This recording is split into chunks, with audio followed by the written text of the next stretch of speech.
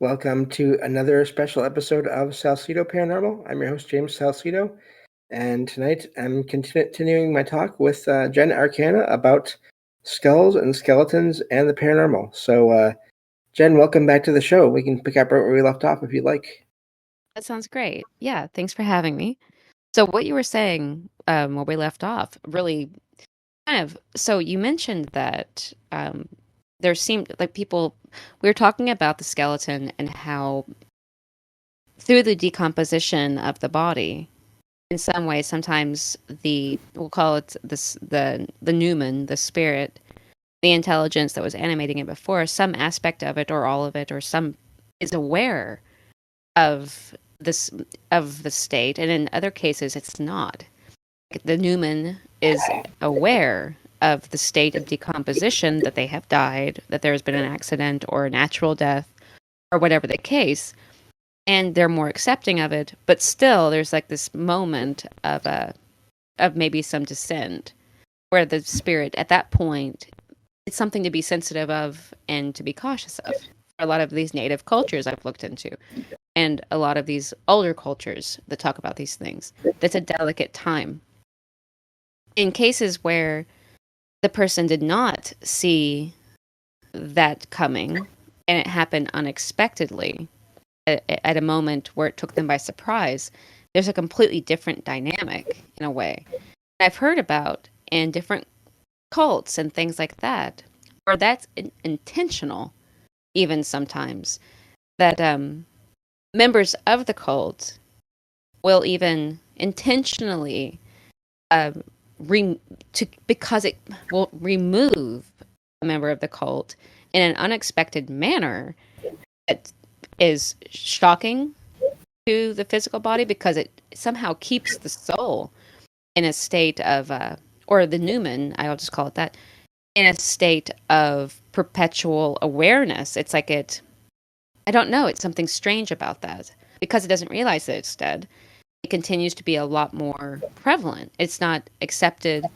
Somehow, if the mind is existing out of the body, if it's something that's just inhabiting it, and if it doesn't believe that it's dead, there's a whole different set of qualities that the entity may have if it experienced kind of a violent or unexpected end.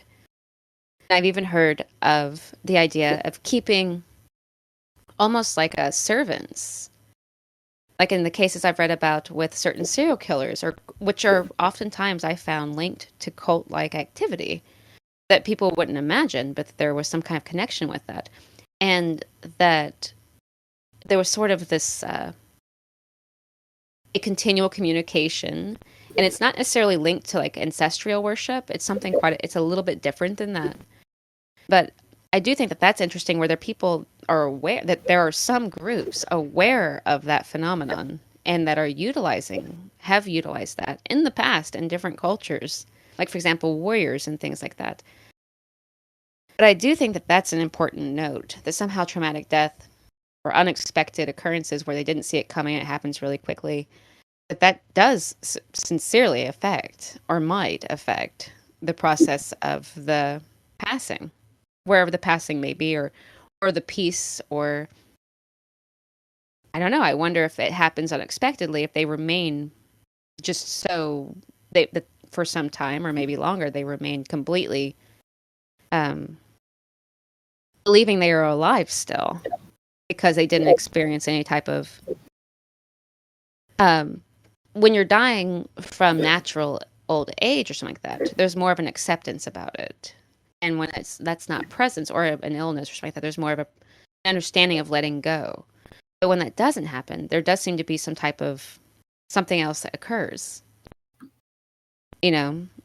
Yeah, yeah, and the reason I wanted to bring up cemeteries in the previous episode and graveyards is there are places that they're not just sort of a flat surface of the earth, part of the earth that has been used to store the remains of people. There are places around the world that are dug into, that or caves that are naturally that are already there, that are then used to inter the remains of people. And so I found this other article. It's from History Hit, I believe. Yes, historyhit.com. And we won't go into everything in this article, but I'll share it in the episode descriptions. 10 of the, this is odd, 10 of the best, which is odd in a way, creepy catacombs to visit in the world. And it talks about these places. Of course, it mentions the catacombs of Paris, and a few of these locations here are actually in Rome, in Italy. And I'm just wondering, they talk about how there are passages in these places where the walls are made of or lined with, are reinforced by just the remains of people, just skeletons. Not again. We're talking about skeletons and skulls here, bones, basically all bones, and the walls are just made up of all of that. And if you think about, even just if there's any residual energy from any of those people, and then you multiply that by hundreds, thousands, tens of thousands over time, I wonder if anything weird does happen in those places with energy, and whether it's conscious or not. Again, some people will say, well, there's no soul, but there's consciousness. Well, that could be similar as well. And if there's any connection to bones, even after one has passed, then I wouldn't be surprised if there could be accounts of paranormal experiences in those sites that go across the ages, not even counting whatever we can find now. Yeah, the whole idea of going into the ground or into the caves and places like that, I think, well, the idea of the cave systems in general and using them as funerary locations, I mean, that's really prevalent. People talking about caves when they find bones in them or they believe somebody has died in there, they've been placed in there on purpose. So yeah, I do think that people have always thought about seeing like burial mounds and places like that as a place of putting them back into like a seed in the ground or something, or as a type of uh, I don't know. In a lot of those cultures where they have this thick forest-like environments, you see a lot of the idea of, it goes into the ground and life comes back up from it. There's a real prevalence of life coming out of the darkness, or of um that sort of through the decay of like the leaves on the forest floors and things like that, life sprouts back up again. But the use of these cave systems or the man-made catacombs that you're talking about in Paris, where they have the walls literally made as like a house of the dead, an army of the dead, a party of the dead, in a way, a sort of culmination of all of them, all in one location. I mean, the way that the churches keep the bones of saints interred in underneath the altars sometimes of certain churches and things like that, of some of the saints that were martyred.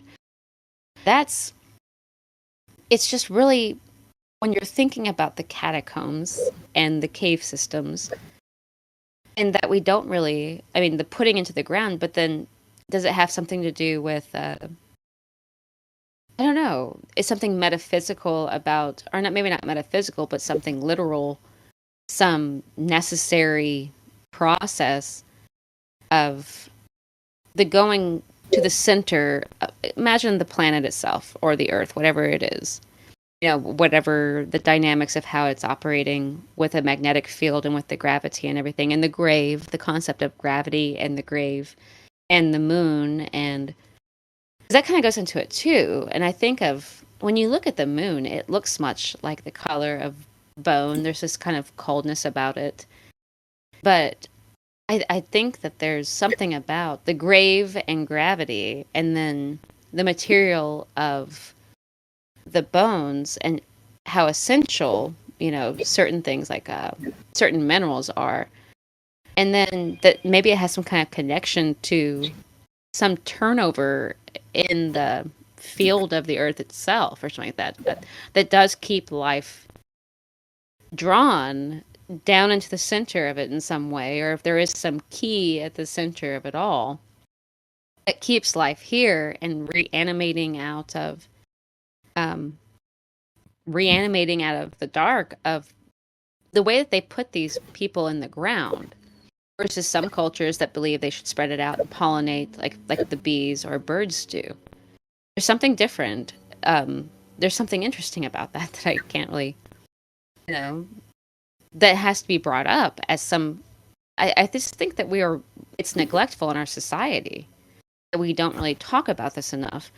And so we don't really understand, and maybe we don't process the dead um, in a way that maybe would be beneficial to the dead and to the living, both. And understanding the process, and maybe there'd be something, I don't know, a different reaction to it or a different understanding of it, since it's the greatest fear for most people. Is this inevitability that can't be escaped from, which is the source of so much fear. And there's no way around that. But I think the root of the skeleton being a source of fear or macabre, not seeing the beauty of it or understanding it, is the attempt to escape it, instead of. And so I don't know. It's just, but the catacombs, and cemeteries, that all of the dead are put in one place together so that they are not alone. And that's interesting. I'll leave it with that for a moment. See what you think. Yeah. I wonder, and I do agree. I wonder if that is, I don't know. I wonder how often people in cultures where they had a system where they thought they had a general idea of what happened after a person passed, regarding their consciousness or spirit or soul or whatever. I wonder if those cultures had less paranormal activity. And of course, there's no way to really know, I don't think, now, than maybe we do today, because of that lack of thought or focus um, on the person that has passed once they've passed. Whether, and of course, there's not that there's no focus, but there's just not as much direct, I guess it would be, interaction with the deceased, because now it's you have companies and that handle a lot of that in a lot of cases. So there's not that direct connection anymore in a lot of cases. I wonder if that's part of, that has something to do with all of that. But yeah, I don't know. It's I do agree. It's culture and around the world has changed, and times have changed to where there's sort of technology that maybe even also sort of separates us from the process of interacting with the deceased after they've passed, um, and not having to sort of deal with them hands on in a way, or deal with their care after they passed as much. I wonder if that's also a factor in how there's reports of paranormal activity surrounding graveyards and cemeteries. And I think I mentioned this a while ago on an episode of Troubled Minds. We were talking about something similar to this, where I wondered if the and now I'm losing it. The the reason, if there's I lost it again. If people, it's more of a cultural thing, or more of a thing to do with what people believe, that brings them back after they passed as a spirit, if they are associated more with certain systems that have existed before that maybe are not being followed as much now, where things aren't happening the way they think they should, and that's why they come back, or they weren't, their remains were not treated the way they expected, and that is what causes some activity as well. I think that I don't know, I'd say I can only speak for, the culture here in the United States, but the idea that once a person is gone, there's this sort of error about not seeing them as people kind of just want to not acknowledge it. They kind of just want to, in any contact or anything that happens is terrifying. I don't know. I mean, obviously why, because it's like understanding that suddenly that invisible forces can still affect the living or be active without the hindrance of a body. There's something that really bothers people about that. But if in the past at some point, and we'll never know, I suppose, but we can look at the funerary acts and their rituals and see that they may have handled when a person passed as kind of a similar way to many other aspects of life, like the way that you handle a birth or something like that, or the rituals surrounding, say, a wedding or a coming of age ritual. They handled death in the same way. Now, when we look at it as just something that's done by a funeral service, and the family can't even, I mean, even in that sorrow, which is maybe by losing that close contact of the process of handling the dead in some way, of loved ones, or in some due respect, which I'm not. I think the funeral services do the best that they can, but there's something about the mourning process. It might be neglected in doing it that way, and then two, it could affect. I mean, just kind of being wanted to be forgotten about. That people just kind of want to. That goes kind of into ancestral worship. The same with the skulls and the skeleton cults and things like that. But it is a certain element of ancestral, they call it worship, but reverence and a belief that there's still some kind of containment of it.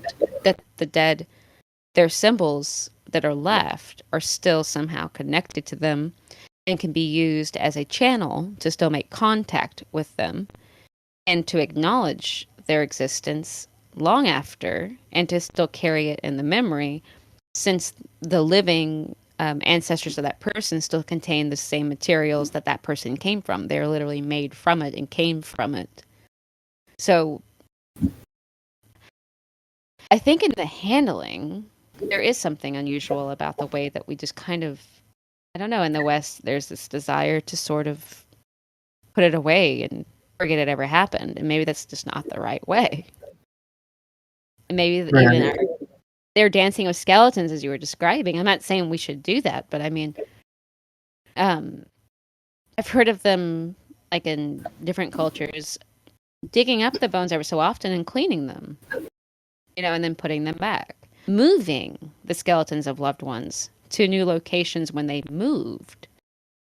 And I can see that. But at the same time, being accepting of letting go. But something about believing that you're literally taking with you somewhere else. The individual interred somehow in the bones that remained or in the ashes that remained, not letting go. And maybe is that a good thing or a bad thing? I don't think it matters. But I do know that somehow in many of the different cult systems I've looked at and everything, that they do keep the skulls, and they're not related to them. They are not family or friend. They're just members of the same group. And I've seen that too, where I suppose they were all in agreement to some type of oath of agreement of what they would be doing. And it's an oath that goes past death. But I don't know. It's just, what do you think? Yeah, I don't know either, but I did want to sort of end the episode tonight with at least one or two. I'm not going to read exactly, but one or two stories or accounts of people having experiences. Do that. Yes. Yeah, Sounds and perfect. then get your thoughts on them. So And this is if you do one thing about different websites online. In this case, I'm using Reddit, but you can go to certain pages and do searches with keywords in them and get results that way. And so I did that, and one of these accounts of experiences that I found talks about someone seeing walking skeletons on top of a train car. So there's the writer here and the friend of theirs. They were walking their friend home that didn't live too far away, and they were walking down a dirt road that would go to the friend's house. And so they were walking, and all of a sudden, the friend pulled the writer down, basically to the ground, like to crouch or whatever. And they asked her what was wrong, and she pointed up at these abandoned train cars and said, "Look." And she was pointing to the top of some abandoned train cars, and there was this moving skeleton. Actually, three of them. So here you have not just one. I missed that part. 3 skeletons walking back and forth on top of this abandoned train car, and moving. And one was even laying on its side on top of this train car. Now, I've heard of different versions of sightings of some of these figures. One of these 3 skeletons even had some kind of clothes on as well, like a tank top and shorts. So what is going on here? Are these regular spirits? Is this something else? The other 2 were standing up and just walking back and forth near the one that was laying down. And they were even apparently, they noticed these 2, I'm guessing they were kids at the time, and waved at them. They were waving at them. And so of course the kids ran back to the writer's house, and so according to the story, several people from the family saw these skeletons. So that's just one account there. And okay, you can maybe write that off thinking, well, that's one heck of a story. That's probably all there is. There's a whole page of search. I can even probably include the search result page that has all these accounts here. These titles of these posts.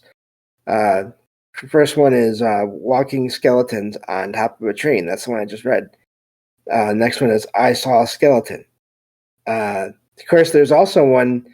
I've heard of this one, the giant skeleton ghost of the California desert. I've heard of that different podcasts and shows as well. The other one, I saw a walking skeleton. Has anyone else experienced something similar? So you have all these reports. Now, I'm not even saying necessarily that those are spirits of people that passed on for sure. I don't know.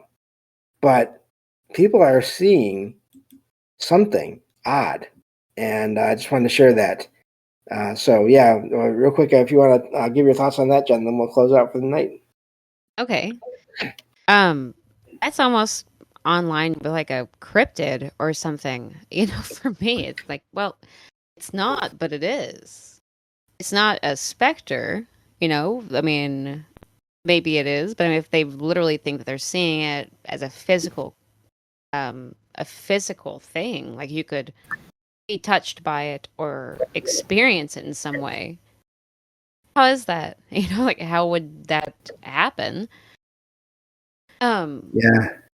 That's strange. I've never looked at, or even, I think it's because I've never looked for it. The idea of an actual animated, but I've heard of, skulls being able to talk. I've Right. heard that that they may keep these skulls because they will continue to communicate with them. They will speak and say things. Being a reanimated corpse, essentially, but it's not the corpse, it's the bones. So in the case they're talking about where they're seeing,